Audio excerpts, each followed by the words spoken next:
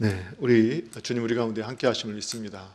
우리 옆에 계신 분들에게 또 가족들에게 이렇게 눈으로라도 이렇게 사랑합니다, 축복합니다, 이렇게 인사하시겠습니다. 네, 사랑합니다, 축복합니다. 네, 오늘도 주님을 예배하는 예배 자리에 함께 하시는 모든 분들 위해 아버지 하나님께로부터 오는 은혜와 평강이 항상 넘쳐나시기를 축원합니다. 우리가 이 코비드19 상황에 맞춰서 진행되는 상황들을 보면서 우리가 어떻게 대처를 해야 할까 계속 긴장하면서 우리 장로님들과 또 우리 목회자 모든 분들이 기도하면서 늘상 살펴보고 있습니다. 우리가 원하지 않는 결과라 하더라도 이 모든 것이 하나님의 뜻 안에 있음을 믿는 우리 그리스도인들로서 그 안에서 우리가 할 수 있는 최선의 것들을 찾아보면서 계속해서 함께 마음을 모아주시면 감사하겠고, 특별히 이번 주에 이 교회 사역과 공지, 교회 주일 예배에 대한 공지들이 좀 아주 많이 좀 전달이 됐기 때문에 광고 드린 것처럼 우리 구역장님들과 우리 셀 인도자분들께서는 그 내용을 잘 숙지하시고 또 그 내용을 구역 식구들과 또 셀 원들에게 다 인도해 주시고 우리 청년들까지도 다 그 내용들을 숙지할 수 있게끔 항상 전달이 잘 되게 해주시고 우리가 한 마음을 품고 이렇게 함께 기도하실 수 있기를 부탁을 드리겠습니다. 이제 저희가 창세기 말씀을 공부하면서 지난주에 우리는 성경을 통해서 그 인류의 역사는 이 신본주의와 인본주의의 싸움이라는 것을 확인할 수 있었습니다. 그래서 이 내용을 우리가 공부하면서 이것을 교회 용어로 표현하면 그것을 영적 전쟁이라고 할 수 있다라고 정의를 내렸고, 이것을 일반 용어로서는 이 세계관 전쟁이다라고 표현할 수 있다라고 우리가 설명을 했던 것을 여러분 기억하실 겁니다. 그래서 이제 세계관이 무엇이냐, 이것을 좀 이렇게 정의를 내린 노먼 가이슬러와 윌리엄 아킨스의 그 정의는 이렇게 되어 있는데, 우리 같이 한번 내용을 한번 읽어보겠습니다. 함께 있습니다. 시작. 세계관이란 실제의 모든 것을 조명하고 해석하는 방식이다. 세계관은 한 사람의 삶과 세계의 정보에 의해 찾는 해석에서 뼈대와 같은 역할을 한다. 이 세계관이라는 것은 실제 모든 것을 조명하고 해석하는 방식이다라고 설명을 하고, 이 세계관은 한 사람이 삶과 세계의 정보에서 의미를 찾는 해석에서 뼈대와 같은 역할을 하는 것이다, 이렇게 정의를 한 것을 볼 수 있습니다. 그래서 이것을 좀 이렇게 어렵게 표현했지만 이 세계관이라는 단어를 정리하면 그냥 세상을 바라보는 시야, 관점이라고 정의를 할 수 있습니다. 이것을 좀 더 풀어보면은 세상을 해석하는 기본적인 생각, 그리고 기본적인 신념에 대한 것이라고도 정리할 수 있습니다.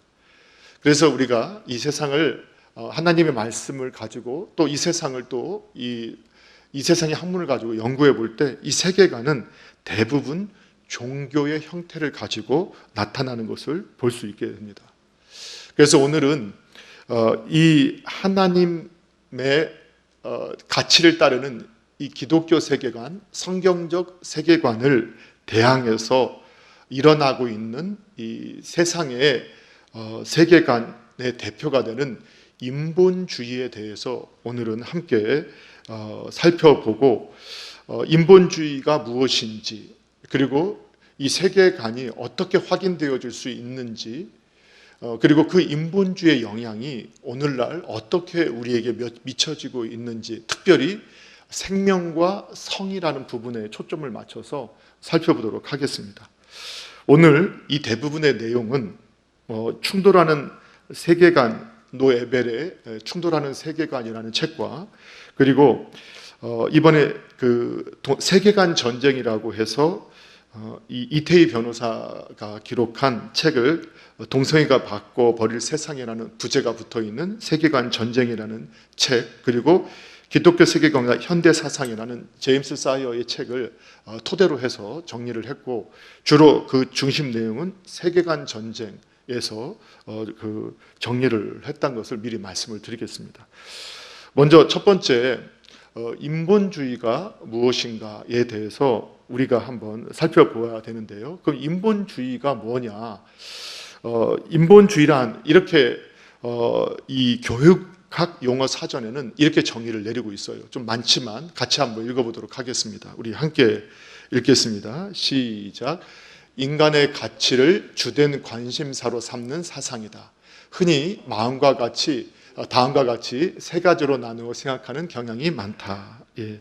자, 그러면서 첫 번째, 제가 앞에를 보니까 눈이 좀 잘 안 보여서 그냥 아래를 보고 읽겠습니다. 저는 첫 번째 함께 있습니다. 시작.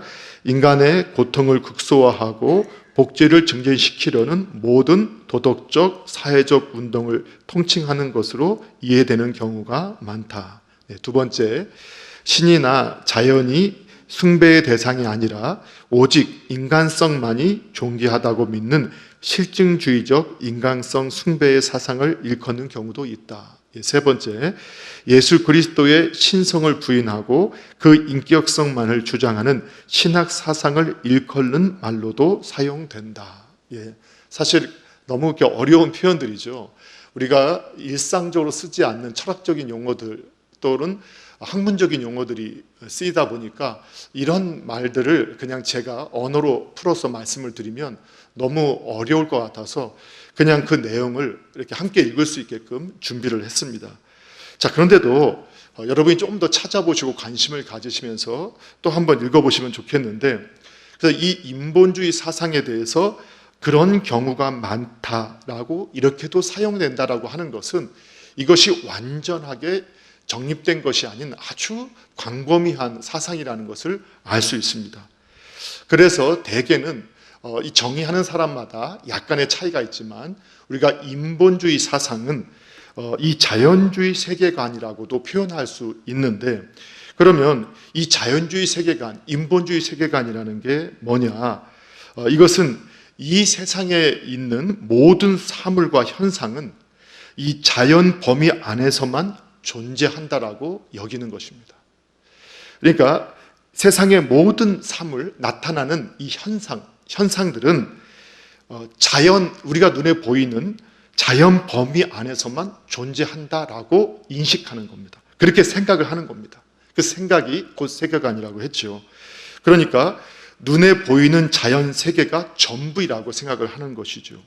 그리고 자연 세계를 초월한 이 초자연적인 세계나 초자연적 절대자는 존재하지 않는다라고 여기는 것이 바로 이 자연적 세계관, 인본주의적인 세계관의 기초입니다.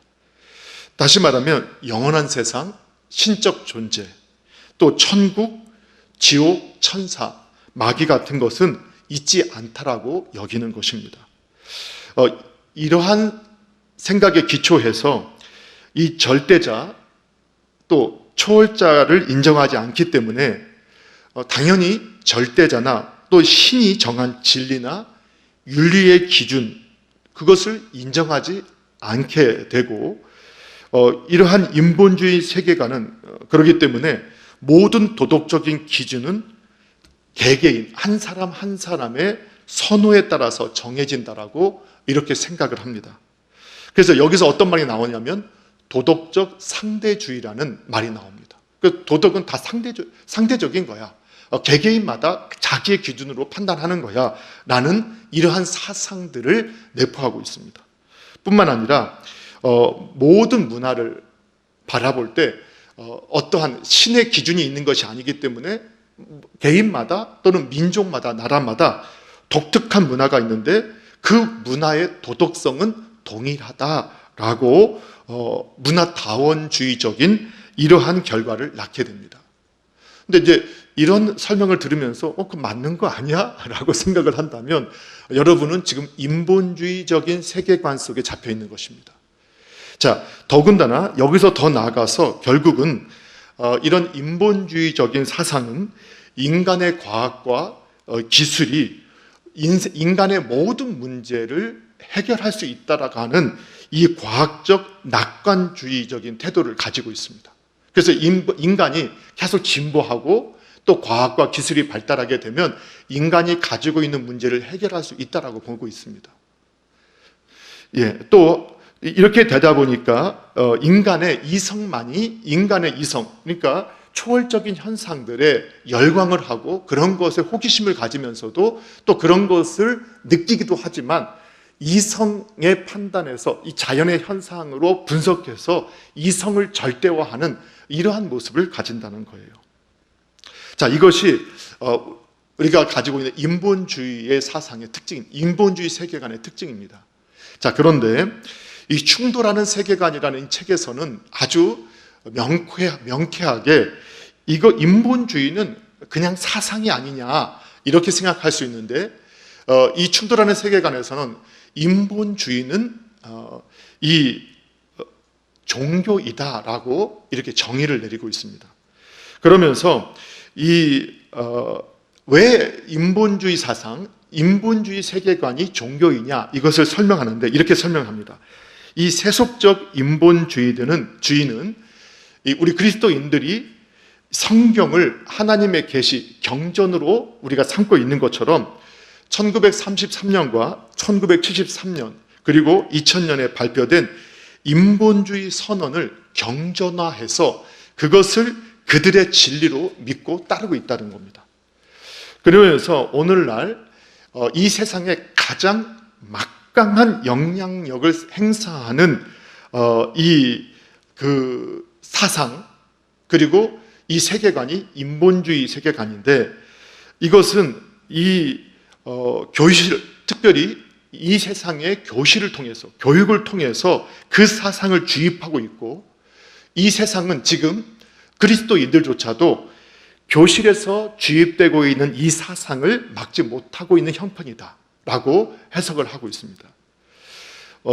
이것은 그냥 한 주장이 아니라 실제로 미국에 한 사건이 있었는데 이 사건을 계기로 해서 미국 1961년 대법원에서 판결을 내리게 되면서 이 판결문에는 이렇게 말을 하고 있는데 이 미국의 판결문이니까 미국의 국가에 존재하는 종교 중에서 신의 존재를 보편적인 믿음으로 간주하지 않는 종교가 있다.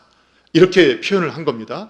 그러니까 종교라는 것은 절대자, 신을 인정하는데 미국이라는 국가에 존재하는 종교 중에는 신의 존재를 보편적으로 인정하지, 믿음으로 간주하지 않는 이런 종교가 있다. 근데 그런 종교 어떤 것이냐? 이렇게 정의를 내린 거죠. 불교가 있고, 도교가 있고, 윤리협회 운동이 있고, 그리고 세속적 인본주의 등등이 있다라고 미국의 대법원에서 판결을 내린 겁니다.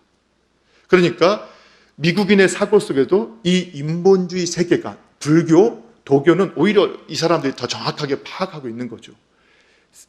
인간이 스스로 신의 자리까지 올라가고자 하는 이러한 종교의 모습이다라고 해석을 해준 거예요. 그래서 인본주의 세계관도 결국은 종교이다라고 정의를 내렸어요.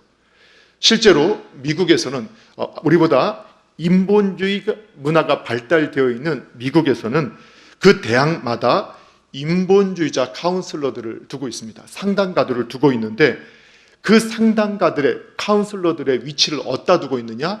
성직자에 분류하고 있습니다. 그리고 미국 인본주의 협회는 학교를 만들고 인본주의자 카운슬러들을 양성해서 그 인본주의가 지향하는 바를 가르치고 훈련해서 다른 사람들을 인본주의화하도록 만드는 그러한 오늘날로 말하면 기독교 우리 교회의 신학교와 같은 학교를 만들고 거기에 나온 사람들을 후원하고 또 자격증을 줌으로 그들을 통해서만 이 인본주의 사상을 전파할 수 있게 만드는 목회자와 같은 자격증을 주는 것을 볼 수 있게 됩니다. 그렇기 때문에 실제로 미국에 있는 이 인본주의자 카운슬러들은 교회 성직자와 같은 대우를 받고 있다라고 이렇게 기록을 하고 있어요. 자, 그러면 인본주의자들은 스스로도 자신이 가르치는 인본주의 세계관이 종교라고 인식을 하고 있다라고 인식을 하고 있는데 스스로는 전략적으로 종교라고는 말하지 않는다고 합니다. 왜 그럴까? 왜냐하면 이 헌법에 의해서 특정 종교를 우리나라도 그렇고 미국도 그렇고 그 교육을 해서는 안 된다고 그쪽 인본주의 이 세계관에 잡혀 있는 여러 단체들이 주장을 해서 공교육에서 종교 교육을 할 수 없게 만들었습니다. 그래서 미국의 학교에서는 원래 기독교 기반의 세계관을 가지고 시작한 학교에서 기도하는 것이나 성경을 가르치는 것이 일반화되었었는데 이런 인본주의적 세계관을 가진 사람들이 특정 종교를 가르쳐서는 안 된다고 주장해서 그걸 없애버렸습니다. 그런데 만약 지금 인본주의 세계관을 종교로 인정을 하게 되면 그들의 세계관을 학교에서 가르칠 수 있는 그 당위성을 잃어버리기 때문에 그들 스스로는 인본주의 세계관이 종교라는 사실을 스스로도 인정하면서도 또 그러한 체계, 시스템을 갖추고 있으면서도 자신들의 그런 이익을 위해서 전략적으로 종교라고는 인정하지 않는 태도를 보이고 있다는 겁니다.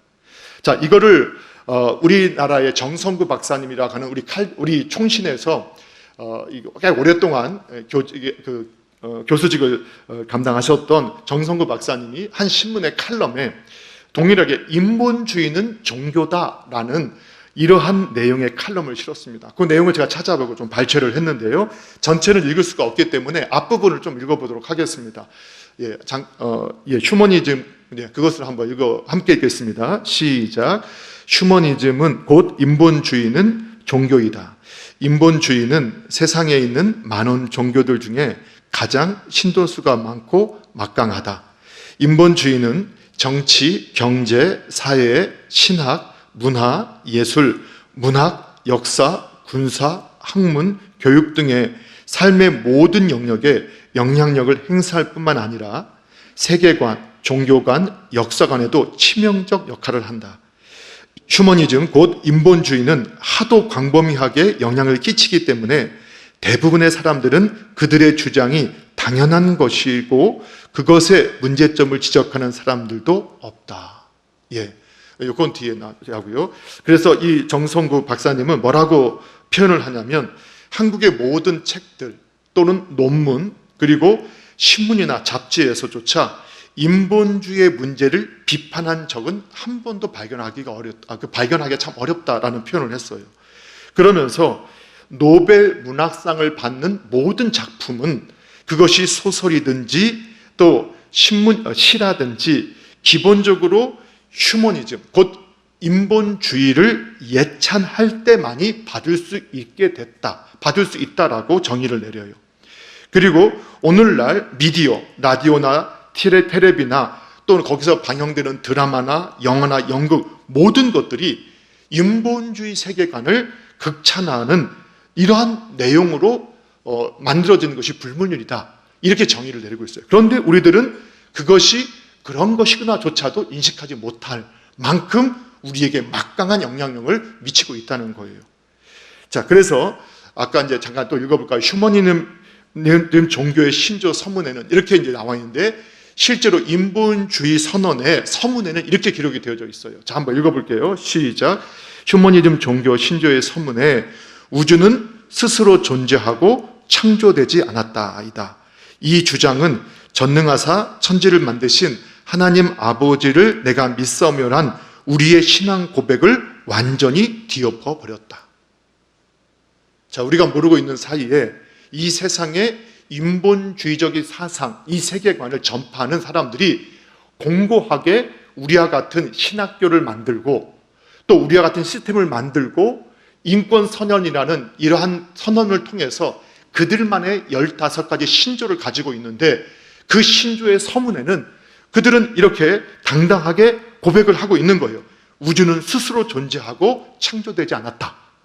결국은 이 인본주의적인 세계관은 오늘날 이 하나님의 창조의 세계를 전면으로 부정하고 하나님을 대항하고 대적해서 높아지는 이러한 모습을 우리에게 보여주고 있다는 거예요.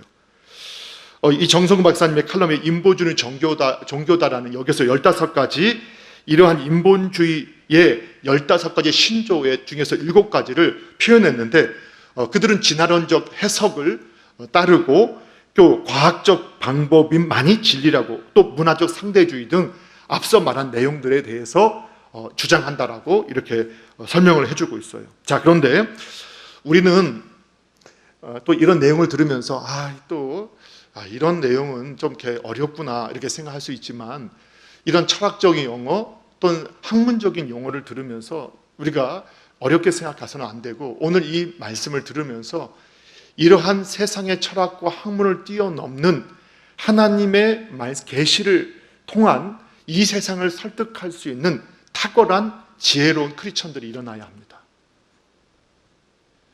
이 세상의 인본주의 세계관으로부터 출발한 하나님을 아는 것을 그 대적해서 높아진 이 이론들, 이 막강한 세상의 이론들을 대항해서 그 하나님의 강력한 능력을 가지고 굴복시킬 수 있는 이러한 신학 배경을 가진 기독교 세계관을 가진 또는 성경적 세계관을 가진 변론가들 그리고 능력 있는 하나님의 능력을 입은 믿음의 사람들이 일어나야 합니다. 그런데 오늘 우리가 이 인본주의 세계관이 우리가 이 사상사에서 살펴보는 것처럼 18세기에 갑자기 일어난 이런 운동이 아니라는 겁니다. 오늘 우리가 함께 말씀을 읽으시고 창세기를 공부해 보니까 오늘 인본주의의 시작은 우리가 성경을 통해 보니까 이미 에덴 동산에서부터 있었던 일이다. 아담과 하와 때부터 이 마귀의 말에 속아서 그 생각을 따랐던, 그래서 하나님처럼 되고 싶고 하나님보다 더 위에 앉고 싶고 선악의 기준을 인간이 갖고 싶어 했던 그 악한 그 모습이 인본주의 세계관의 기초였고 그것이 이미 창세기 에덴 동산에서 시작되었고 우리가 공부했던 오늘 본문에 읽으셨던 말씀처럼 바벨의 성과 탑을 쌓았던 그 니무롯과 그를 추종하는 세력들이 가지고 있었던 생각이었다는 것을 알 수 있게 됩니다. 그러니까 우리는 이미 성경을 통해서 이것이 그냥 나타난 현상이 아니고 오늘 근대의 세계를 열어가는 그냥 인류의 진보가 아니라 이미 창세기 에덴 동산에서부터 그리고 바벨의 성과 탑을 쌓는 그 현장에서 있었던 그러한 세계관이었던 것을 발견할 수 있다는 겁니다. 그러니까 새로운 것이 아니라는 겁니다. 그것이 다른 철학이라는 언어로 또는 이런 문화라는 언어로 또는 문명이라는 언어로 포장해서 우리에게 다가와서 마치 다른 것처럼 보이지만 실제적으로 본질은 똑같다는 겁니다. 자, 두 번째, 그러면 이 질문이 세계관을 형성한다. 이런 주제를 가지고 함께 살펴보겠는데요. 이것은 이 세계관 전쟁, 이태희 변호사의 그 책을 그대로 제가 인용을 했습니다. 실은 이 내용은 이분도 밝히고 있지만 기독교 세계관 현대 사상의 저자인 제임스 사이어의 책에서 인용한 겁니다. 근데 그 책의 내용을 그대로 인용하지 않고 약간의 변화를 줘서 인용을 했는데 저는 그 두 가지를 좀 더 섞어서 설명을 드리겠는데 우리가 이 질문이 세계관을 형성한다. 이 의미가 뭐냐면 이 질문, 앞으로 7가지 질문을 우리가 할 수 있게 되는데 이 7가지 질문에 대해서 어떠한 대답을 하느냐에 따라서 어떠한 세계관을 가지고 있는지를 알 수 있다는 겁니다. 그러니까 이 7가지 질문이 중요한데 이 질문을 통해서 우리는 세계관을 형성할 수 있고 또 한 가지는 내가 어떠한 세계관을 가지고 있는지를 분별할 수 있다라는 의미로 이 7가지 질문을 하게 됩니다. 자, 그러면 어떤 질문이냐? 첫 번째 질문, 이런 질문입니다. 함께 읽어보겠습니다. 시작. 진정으로 참된 최고의 실제는 누구인가? 예. 진정으로 참된 최고의 실제는 누구인가? 두 번째는 좀 이따 하겠습니다. 이것은 그리스도인이든 아니든 간에 참된 최고의 실제, 가장 우선되는 실제, 실존자가 누구인가에, 실존이 누구인가에 대한 신념이 이 모든 세계관을 형성하는 첫 번째 질문이라는 겁니다. 그러니까 가장 최고의 실제가 누구이냐? 북한에서는 이런 표현을 한다고 하잖아요. 최고의 존엄. 그래서 모든 해석이 뭘로부터 되냐? 최고의 존엄부터 나오는 거예요. 마찬가지로 이 세계관은, 그것은 이제 그 세계 종교로 북한의 주체교라고 하죠. 주체교라고 하는데 세계 10대 종교로 1900만의 신도를 가지고 있는 종교로 분리를 하면서 이것도 역시 사상, 세계관이거든요. 주체 세계관이거든요. 그런데 여기서도 최고의 존엄이 모든 해석을 좌우하게 하는 거예요. 그래서 세계관을 해석할 때 참된 우리의 삶에서 어떤 존재가 최고의 실존자인가, 실제자인가, 이것에 대한 대답이 앞으로 6가지 질문에 대한 모든 대답을 좌우하게 만든다는 거예요. 그럼 우리 그리스도인, 기독교 세계관을 가진 사람이라면 우리의 인생의 참된 최고의 실존자, 실제는 바로 우리 하나님, 예수 그리스도라고 대답할 겁니다. 그러나 이 리처드 도킨스 같은 무신론자는 인간이 최고의 실존이다, 실제다라고 말을 할 것이고, 또 어떤 사람들은 자기가 믿는 여러 신들을 말하거나 어쩌면 이 물질 세계 자체를 최고의 실제로 말하는 사람도 있을 것입니다. 자, 그러나 우리 그리스도인들은 하나님만이 최고의 실제이다. 자, 두 번째, 이렇게 질문할 수 있습니다. 함께 읽어보겠습니다. 시작. 우리를 둘러싼 세계의 본질이 무엇인가? 예, 이것도 좀 어려운 표현이지만 쉽게 말하면 이 세상은 어떻게 생겨나게 됐는가? 다시 말하면 이 세상과 생명의 기원은 어디에 있는가라는 질문입니다. 그러니까 세상이 어떻게 시작되었는가, 생명이 어떻게 시작되었는가에 대한 대답의 여부에 따라서 그의 인생관이 달라지게 되고 가치관이 달라지게 됩니다. 네. 어느 것이 기독교 세계관인지 말하지 않아도 알겠죠. 자, 세 번째 함께 읽어보겠습니다. 세 번째 질문입니다. 시작. 인간은 무엇인가? 예, 인간이란 무엇인가? 인간은 어떤 존재인가? 매우 정교한 기계나 털없는 원숭이 같은, 아니면 인간은 물질인가? 아니면 동물인가? 아니면 하나님의 형상인가? 예, 이러한 대답을 할 수 있어야 된다는 겁니다. 여기에 따라서 가치관, 세계관이 다르게 되고 인간의 행위, 삶도 전혀 다른 방향으로 나가게 됩니다. 이 세 번째 질문은 네 번째 질문을 유도하게 되는데, 네 번째 질문은 이런 질문입니다. 함께 읽습니다. 시작. 인간이 죽으면 어떤 일이 일어나는가?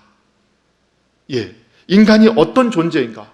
인간은 무엇인가에 대한 대답의 여부에 따라서 인간이 죽으면 어떤 일이 일어나는가에 대한 대답도 다 다르게 되고 그 믿음도 다르게 됩니다. 어떤 사람들은 소멸한다고도 생각할 것이고, 어떤 사람들은 더 나은 상태로 변형이 될 것이다. 또 어떤 사람들은 저 세상에 귀신이 되거나 유령이 된다, 이렇게 생각할 수도 있을 것입니다. 예. 여기에 대한 대답도, 이러한 대답이 우리의 삶의 모습을 변화시킨다는 겁니다. 전혀 다르게 살게 한다는 겁니다. 자, 다섯 번째 읽어봅니다. 시작. 지식이 가능한 까닭은 무엇인가? 자, 사람이 어떻게 지식을 가질 수 있는가? 이것도 수많은 철학적인 논쟁이 근대에 있었습니다. 그런데 이 질문에 대해서는 여러 가지 대답이 있겠지만 전지전능하신 하나님의 형상을 따라 지음받았기 때문에 인간은 지식을 가질 수 있다. 아니면 오랜 진화의 과정 속에서 그 생존하기 위해서 몸부림치던 그 결과, 그 부순물로 이성이 발달했기 때문에 사람이 이 지식 활동이 가능하게 됐다. 이렇게 크게는 두 가지로밖에는 정의를 내릴 수 없습니다. 어떤 것을 믿을 것이냐, 어떤 것을 선택할 것이냐. 여섯 번째는 함께 읽습니다. 시작. 무엇이 옳고 그른지를 어떻게 알 수 있는가? 예, 어떻게 우리는 옳고 그름, 이것이 선인지 악인지 어떻게 알 수 있느냐는 것입니다. 예. 일곱 번째는 이런 질문입니다. 일곱 번째 함께 했습니다. 시작. 인간의 역사의 의미는 무엇인가? 자, 저희들이 지금 다시 한번 이 질문이 세계관을 형성하고 이 질문에 대한 대답이 우리의 세계관을 형성하고 또 이 질문에 대한 우리의 대답이 나의 세계관이 어디에 속해 있는가를 알 수 있게 한다는 것이죠. 다시 말씀을 드립니다. 진정으로 참된 최고의 실제는 누구인가? 우리를 둘러싼 세계의 본질이 무엇인가? 인간은 어떤 존재인가? 무엇인가? 네 번째, 인간이 죽으면 어떤 일이 일어나게 되는가? 또 사람이 지식이 가능한 까닭은 무엇인가? 무엇이 옳고 그른지를 어떻게 알 수 있는가? 인간의 역사의 의미는 무엇인가? 사랑하는 성도 여러분, 저와 여러분도 이 질문을 꼭 해보시기 바랍니다. 그리고 대답해 보시기 바랍니다. 그리고 나는 하나님의 말씀, 계시, 성경에 근거한, 하나님과 그분의 말씀에 근거한 이 가치를 가지고 있는지, 아니면 나도 모르게 이 세상에서 주입한 인본주의적인 세계관을 가지고 있는지 자기를 분별할 수 있어야 됩니다. 그리고 아직 대답을 할 수 없는 질문이라면 그 질문을 찾아가셔야 됩니다. 그것이 바로 우리가 성장해 가는 과정인 줄로 믿습니다. 자, 오늘 이 세계관이라는 이러한 정의를 우리가 함께 살펴봤는데요. 오늘 리처드 닉슨, 미국의 대통령, 전 미국 대통령의 특별 고문으로 일했던 찰스 콜슨이라는 이 사람이 이분도 이제 이러한 세계관에 대해서 관심을 많이 갖고 있었던 분인데, 이분은 이 기독교 세계관 7가지 질문을 더 단순하게 3가지로 요약을 압축해서 질문을 했습니다. 지난주에 공부한 것이지만 그걸 연결하기는 좀 쉽지 않으실 겁니다. 그렇지만 그 질문만 우리가 한번 찰스 콜슨이 던진 3가지 질문도 함께 한번 물어보도록 하겠습니다. 첫 번째, 이렇게 질문합니다. 7가지를 압축한 겁니다. 첫 번째는 시작. 나는 누구인가? 예, 이것은 생명의 기원에 대한 질문입니다. 생명의 기원, 우리는 어떻게 존재하게 되었는가? 여기에 대한 대답을 가질 수 있어야 됩니다. 안타까운 것은 우리 기독교 세계관은 분명히 하나님의 창조의 손길이죠. 그런데 인본주의 세계관은 생명의 기원은 진화로 된다고 하죠. 그런데 과학이 발달할수록 우리는 이 진화론은 하나의 가설이다라는 것을 분명히 과학자들도, 그리고 지금도 진화론은 하나의 가설임에도 불구하고 우리 크리스천조차도 진화론을 실제 완전한 이론으로 받아들이는 분들이 참 많은 것을 보게 됩니다. 여러분, 우리 국정교과서에 있는 이 진화론에 대한 설명하는 책들도 이미 오히려 과학이 발달함을 통해서 그 가짜다, 거짓이다라고 이미 발표된, 심지어는 진화론주의자조차도 이것은 가짜 화석이고 이건 잘못된 것이다 하는 자료들이 국정교과서에 실려 있다는 걸 여러분 알고 계시나요? 이 이성의 맹기신, 이 가짜 뉴스, 요즘에 페이크 뉴스라고 하는데 가짜 정보가 국정교과서에 실려서 이것이 진화론의 근거다라고 말을 하는. 그런데도 우리는 하나님이 말씀하신 대로 우리의 기원을 생각하지 못하는 현상들을 본다는 거예요. 자, 요약해 두 번째는 뭐라고 질문하느냐? 두 번째 함께 보도록 하겠습니다. 시작. 무엇이 문제인가? 예, 무엇이 문제인가? 이 질문은 인간이 겪게 되는 모든 문제의 기원은 어디에 있는가? 예, 사람이 겪어대는, 이 세상에서 겪게 되는 모든 궁핍, 악, 그리고 여러 문제들, 이러한 현상들, 나타나는 악의 현상들은 어디에 근거를 하고 있는가? 어디서 기원했는가? 여기에 대한 대답을 할 수 있어야 된다는 거예요.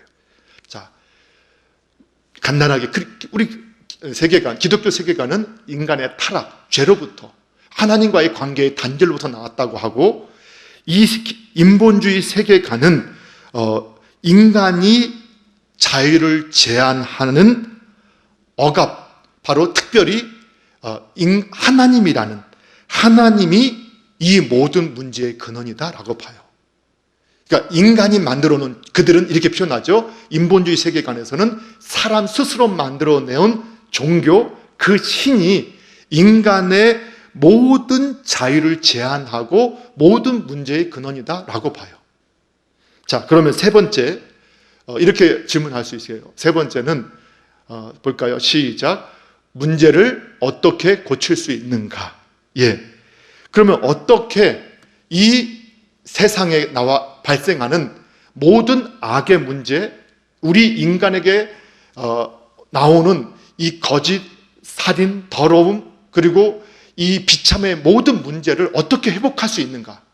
예, 우리 기독교 세계관은 하나님만이 이 문제를 해결할 수 있고 예수 그리스도를 통해서 이 문제가 해결된다라고 가르쳐주고 있죠. 그런데 인본주의 세계관은 결국은 우리가 그 신조에서 보았던 것처럼 인간의 사고 속에서 하나님을 제거할 때만이 모든 것을 해결할 수 있다라고 정의하고 있다는 거예요. 여러분 그렇게 생각해 본 적 없으시죠? 실제로 그렇게 그들은 생각을 한다는 거예요. 그런데 스스로는 그렇게까지 생각하지 않는다라고 그들은 속고 있어요.